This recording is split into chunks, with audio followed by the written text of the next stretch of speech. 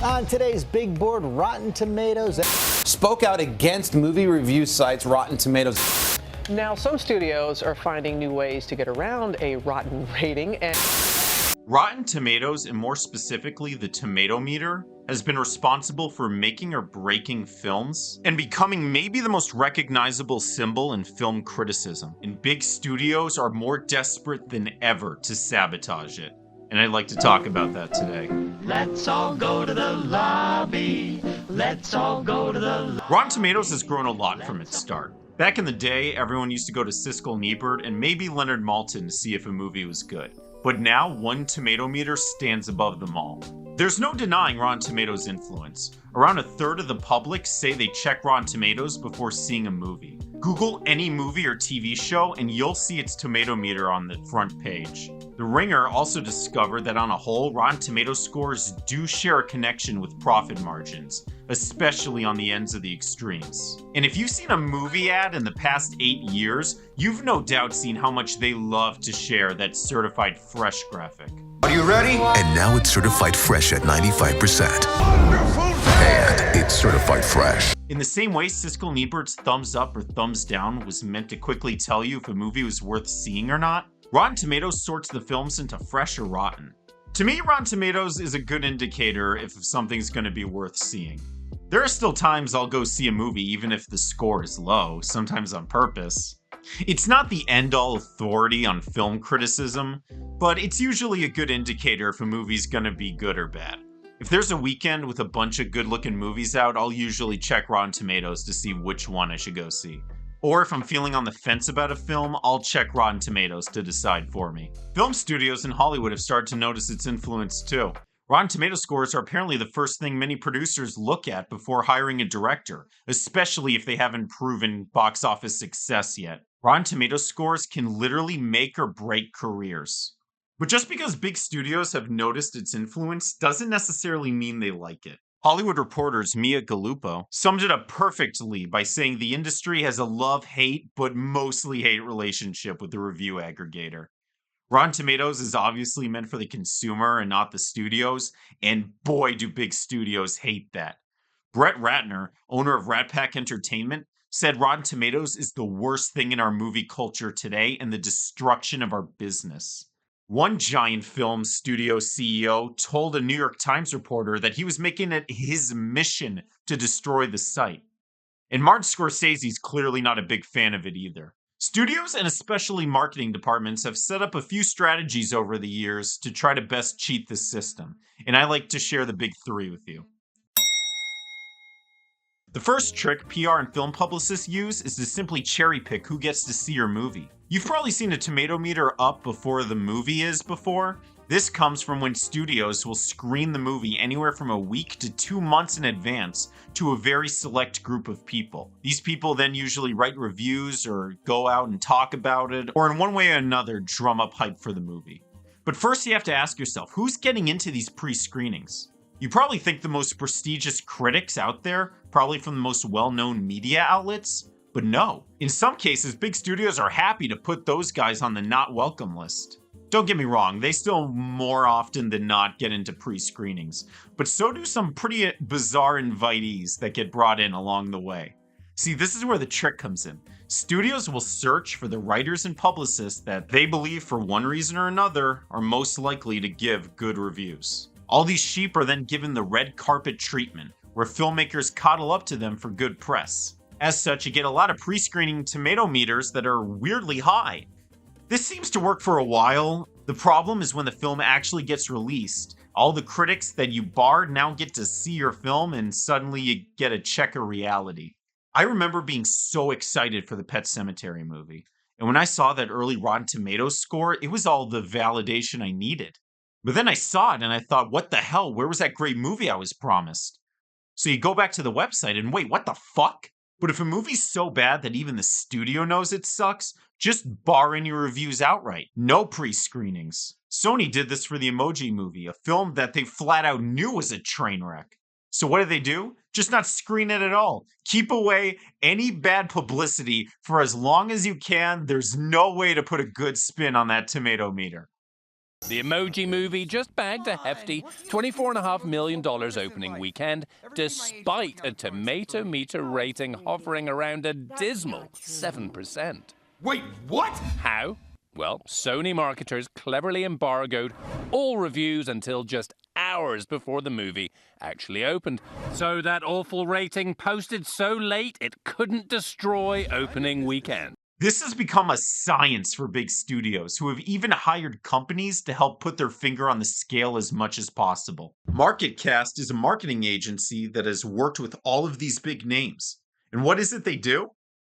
Well, according to them, their job is to forecast fan and critic reactions, help plan distributions. They build a brand fandom. Hello and welcome to another episode of The Nerd Crew. Today's episode is sponsored by Loot Crate. But if you read in between the lines of their CEO, their job is to do whatever is necessary to help get that tomato meter as high as possible. Hollywood's not the only ones who do this. Gaming companies are notorious for cherry-picking game critics to send review copies to. Or if they know their game sucks, just don't send any out at all. They couldn't have possibly known unless it was reviews that told them. And they didn't hand out review copies for anybody. And, they did not send out review copies? Oh, always a good sign. But what's interesting is if you look at the people who get invited to these pre-screenings, you start noticing some familiar faces. Take Jimmy O, for example.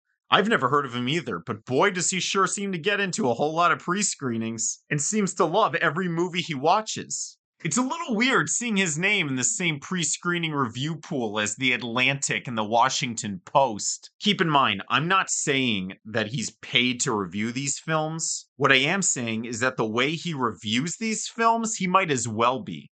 Now, not every paper is the same on this, and some news outlets are much bigger offenders of this than others. More on that later. Remember, Rotten Tomatoes does not employ any movie critics. Rather, film critics will send their reviews to Rotten Tomatoes, or the handful of people on Rotten Tomatoes staff will search their reviews in whatever magazine or newspaper they regularly publish them in. But studios have found a loophole in this that gets critics to both sabotage Rotten Tomatoes while also giving the appearance of integrity. Publish your bad review to your obscure blog that Rotten Tomatoes won't find. And if any of your devoted fans ask for your thoughts, just redirect them to that blog spot. Or if anyone calls you out on it, just use the kickback of, no, I did give the film a bad review, see? I just felt like putting it on a website that has 4 visitors monthly. A promotion company called Bunker 15 that promoted the film Ophelia in 2018 was very upfront about what they were trying to do. When emailing potential Rotten Tomatoes certified critics, they wrote how they think the film is getting treated a little unfairly by bigger critics, and that it would just be cool if it had more input from different critics. When one critic asked what would happen if they didn't like it, Bunker 15 said that super nice critics agree to put their bad reviews on blogs that Rotten Tomatoes won't read. They think it's very cool. Now, it's worth noting that the CEO of Bunker 15 denies that his company would ever buy critics or do anything like that. But man, oh man, does his website tell a different story. Even when I was at G4, I can tell you this, like, let's say, who put out, Paramount put out one of the Transformers movies, right? And they would come to me and say, well, Paramount just did a big ad buy for this latest Transformers movie. I know you're going to review it on DVD Tuesday. What's your review? And I said, I fucking hated it. I think it was Transformers 2. And they said, okay, just don't review it this week. Then what they would do is they would do the promotion. Then the following week, I would do my honest review. But when all else fails, use your last resort. Become blatantly corrupt. Ask the critic how much their integrity is worth. Remember Bunker 15 from a second ago? Well, in that same article, Vulture talks to critics who claim Bunker 15 tried to pay them for good reviews, something that Rotten Tomatoes strictly prohibits. As a result, Rotten Tomatoes took down a number of films Bunker 15 promoted and issued a warning notice to all film critics who rated Ophelia during that time. Now, Bunker 15 is a smaller fish in the pool of PR companies, but are they the only ones trying to bribe their way to the top? And is money the only way studios incentivize critics? Perry Nemiroff, interviewer at Collider, also seems to love every movie she watches. which would normally be fine if she wasn't also one of the main film critics at Collider and one of Rotten Tomatoes' top critics. Remember how I said a little while ago that some media websites are bigger offenders than others? Well, when it comes to websites that just shoot out good publicity so hard that every part of you just screams shill, Collider is the heavyweight champion. My thing is too. I've been called shill. I get screamed at. So let me be a fucking shill for this one. Let me go and experience this fucking thing. And maybe I don't even like it, but I wanted to go. I completely agree. I wanted to go. And guess what? I'm not. I've been busting my fucking ass being a Star Wars fan for 5 fucking years I feel on the show. Part of doing your job And is talk talking about it. Yeah, but I'm going to be stubborn and say I don't want to. Okay. You're going to though. What's that? You're going to. I don't want to. No, because it's our coverage. Haley's got a lot of really good interviews with Imagineers that she's going to be posting. So first of all, I don't want you to do that on the air. You can call me an ass. It's really weird that Collider sends their main film critic to also be buddy-buddy with the stars she's supposed to be unbiased and ready to criticize. It'd be kind of weird for her to give a bad review when she's also doing promotions for them. And what a coincidence that she always seems to love whatever she's watching. Back in the day, Gene Siskel was paramount to staying true and honest, even when talking to the biggest stars, and sometimes criticizing their work right to their face. You made your very best films early in your career with the best directors, Walter Hill. Then you went off and directed yourself, not to great success. Can you do it? Can you? You could have been just a villain in a James Bond picture like that big guy Jaws. How did you become a genuine movie star? This is not a fluke. It's been going on for a while now. Well, I think a lot of it has to do with your wonderful reviews that you're giving me all the time. I think I've bombed you out every time except for Stay Hungry. I think that you have done such a wonderful job in my career that I really have to thank you for what is happening in my career. Perry, on the other hand, seems way too comfortable with the stars she also claims to be objective in critiquing. Even something as disastrous as Madam Web will still get away with a 2.5 or a 5 out of 10 from Perry. And a review where she's clearly searching for one good thing to say about the film. Madam Web is, it's not great. There are a bunch of clunky lines of dialogue. There are plot points that are super convoluted. Other ones where I felt like I could poke holes in their logic. I hope more stunt driving in the future for you, because you crushed it in this movie. Thank you. There's an overabundance of web-like curtains in this movie that are just not nearly as clever as I think the filmmakers thought they were. Visualized that really effectively, too. I was very impressed by that element of it. Thank you very much. And yes, there were a bunch of laugh out loud moments where I don't think that was the reaction the filmmakers wanted me to have, but there are some scenes in the movie that are genuinely funny, and I think it's abundantly clear that they get funnier because they are in her hands. Once again, I want to reiterate, I am not saying that she is paid off. And I'm sure Perry's a nice person. I mean, she seems sweet enough in her interviews. What I am saying is that the way she's currently reviewing films, she might as well be paid off. What's even the point of being a film critic if you like every movie you see? And hey, maybe this all sounds silly to you, like whatever, right? Who cares about film criticism? It's all just subjective anyway, right? Well, Rotten Tomatoes' biggest influence wasn't the tomato meter of any given film, but rather that it made film criticism relevant and topical to people who otherwise would never have cared about film criticism. And when people do criticize Rotten Tomatoes, it's always with the most petty of reasons. Remember MarketCast from a minute ago? Well, they stated that the movies that get the highest amount of conversation around Rotten Tomatoes scores are the films with the most passionate fan bases. And that when those scores are positive, they're used as a justification and badge of pride.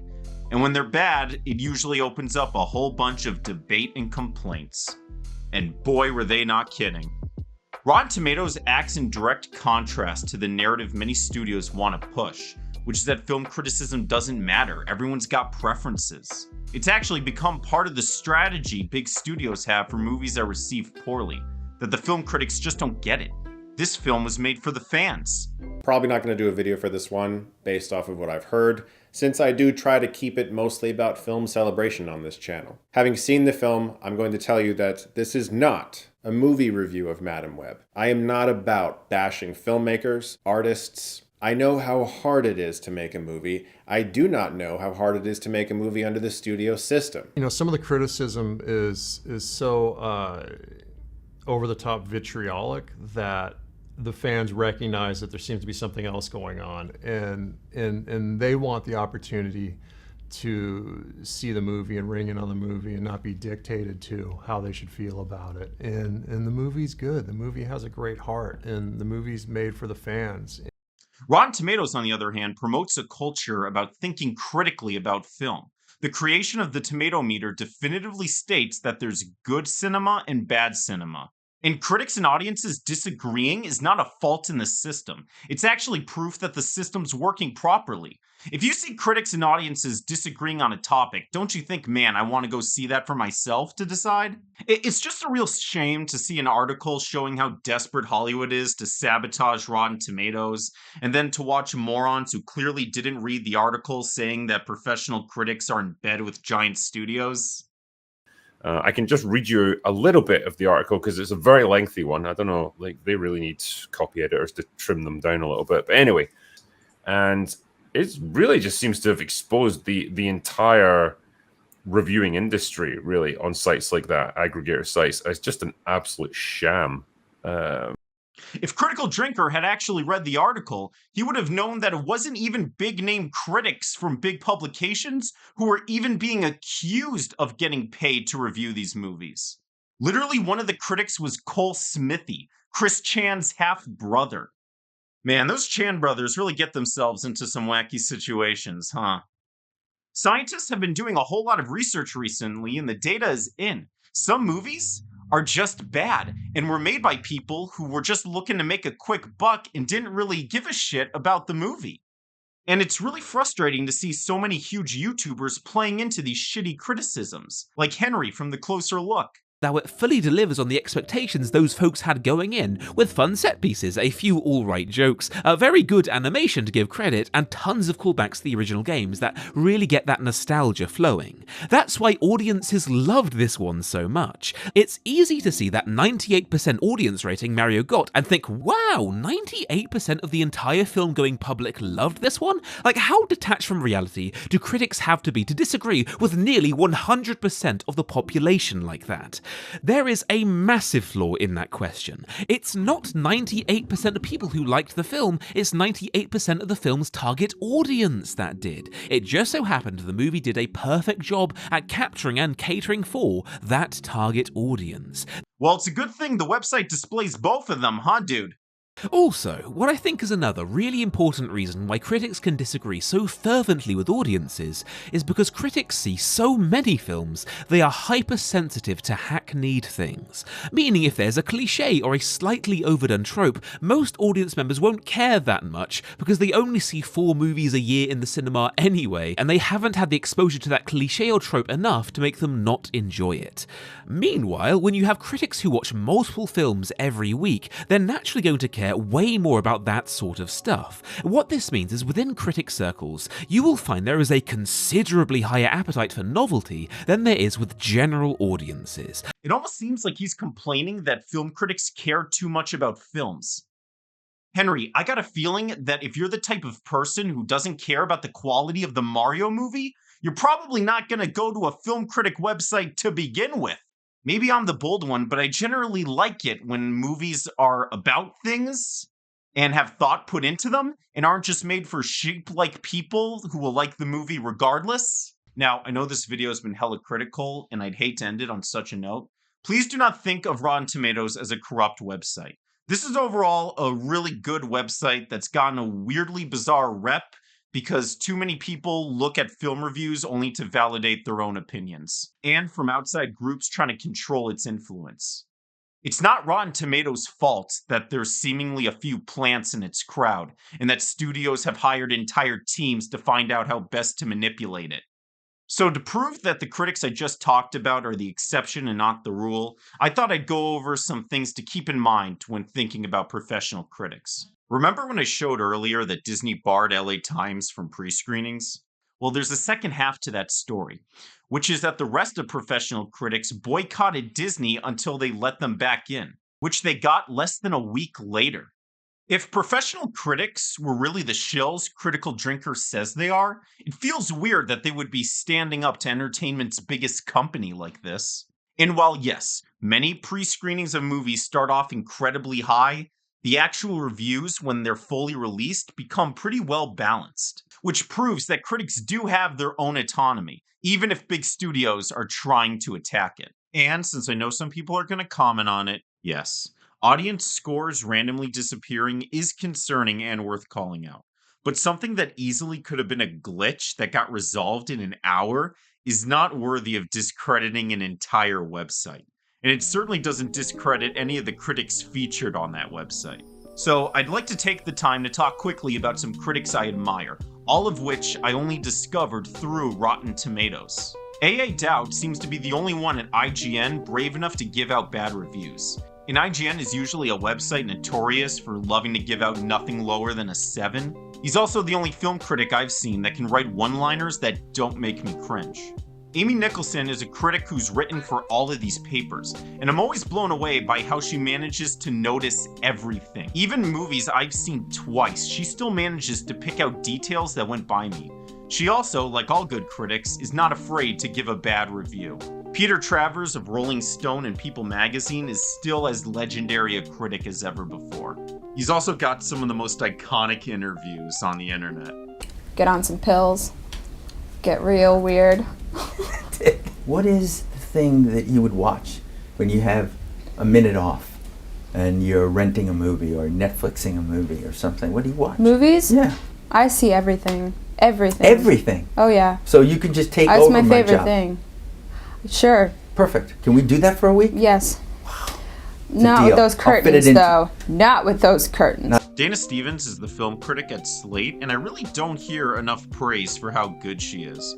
I especially love how she notices that it's weirdly become a rite of passage for all up-and-coming directors to make a superhero film. I don't know why that's the case, but apparently it is. So what's the takeaway from this video?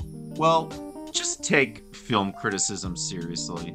Or don't, you do what you want, see if I care. But hey, at the very least, thanks for watching through this giant thing. And if you liked it, feel free to subscribe. And if you didn't like it, feel free to subscribe.